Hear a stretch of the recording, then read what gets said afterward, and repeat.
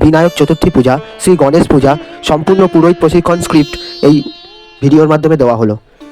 যে দেবতার নাম না নিলে কোনো পূজা শুরু হয় না, যিনি বিঘ্ন নাশ করেন, বুদ্ধি ও সৌভাগ্য দেন।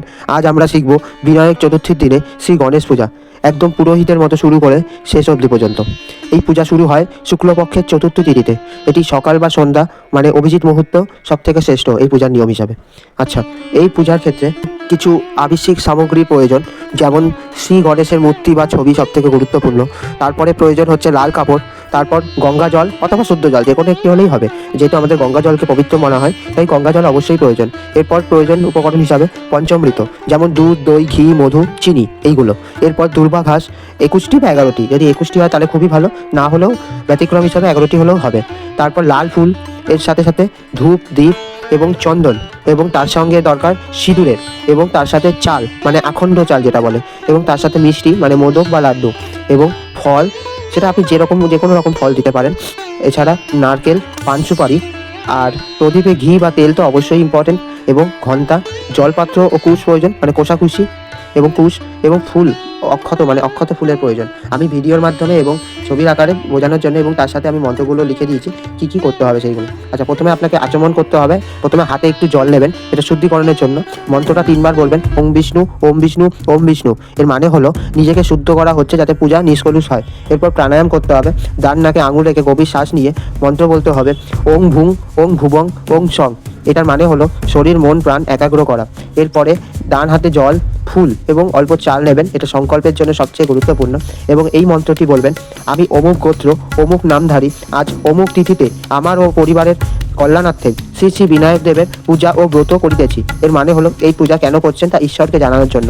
এরপর চতুর্থ যে গুরুত্বপূর্ণ নিয়মটা হলো সেটা হলো ঘট স্থাপন, মানে ঘটে অল্প জল, আম পাতা এবং নারকেলের প্রয়োজন। একটা নারকেল রাখবেন এবং অল্প আম পাতা এবং অল্প জল দিয়ে এই মন্ত্রটি বলবেন, ওং সর্বতীর্থব বাড়ি সর্বদেব সমন্বিত ইমং ঘট সমারুহ্য তিষ্ঠ দেবীর গণাধিপ। আমি আপনার সুবিধার জন্য এখানে লিখে রেখেছি যাতে আপনার বলতে বা পড়তে অসুবিধা না হয়। এই ঘট স্থাপনের ব্যাখ্যা হিসাবে মানে হলো এই ঘটকে দেবতার আসন হিসাবে আহ্বান জানানো। এরপর আপনাকে গণেশ ধ্যান করতে হবে। গণেশ ধ্যান যখন করবেন তখন হাতে একটু ফুল নিয়ে এই ধ্যান মন্ত্রটি করবেন, একদণ্ডং মহাকায় লম্বোদর গজাননম বিঘ্ননাশকর দেবং হেরম্বং প্রণমম মহম। মানে এর মানে হলো গণেশের রূপ মনে স্থাপন। এরপর যেটা আপনাকে ষষ্ঠ যে গুরুত্বপূর্ণ বিষয়, এটা হলো গণেশ আহ্বান, মানে আপনাকে ফুল একটু মূর্তিতে দিতে হবে। দেওয়ার সময় এই মন্ত্রটি জপ করে দেবেন, ওং গং গণপতায় নমঃ আহ্বান নামি স্থাপনায়ামি। এর মানে হলো গণেশকে পূজাস্থলে আমন্ত্রণ জানানো।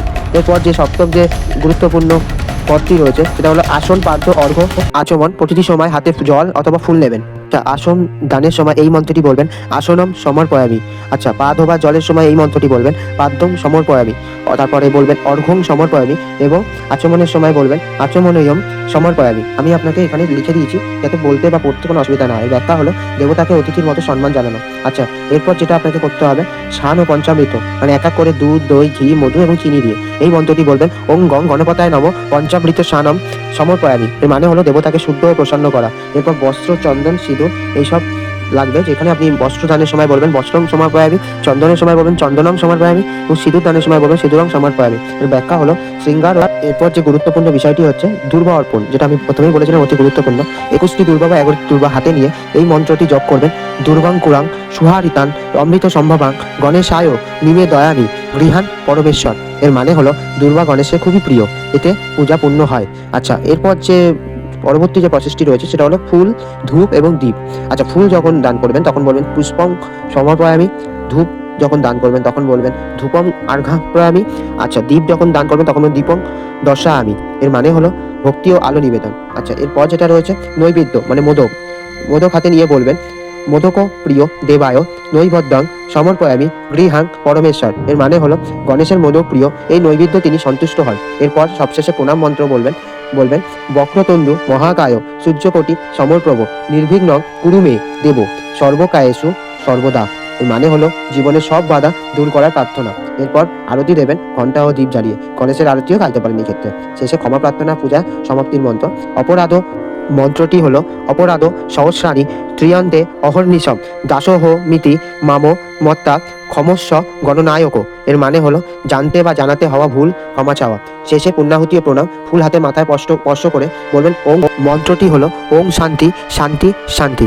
এইভাবে যদি আপনি ধাপে ধাপে বিনায়ক চতুর্থীর পূজা করেন তাহলে নতুন পুরোহিত হিসাবে আপনিও যে কোনো বাড়ির সম্পূর্ণ গণেশ পূজা করতে পারবেন। ভিডিওটি ভালো লাগলে চ্যানেলটিকে সাবস্ক্রাইব করে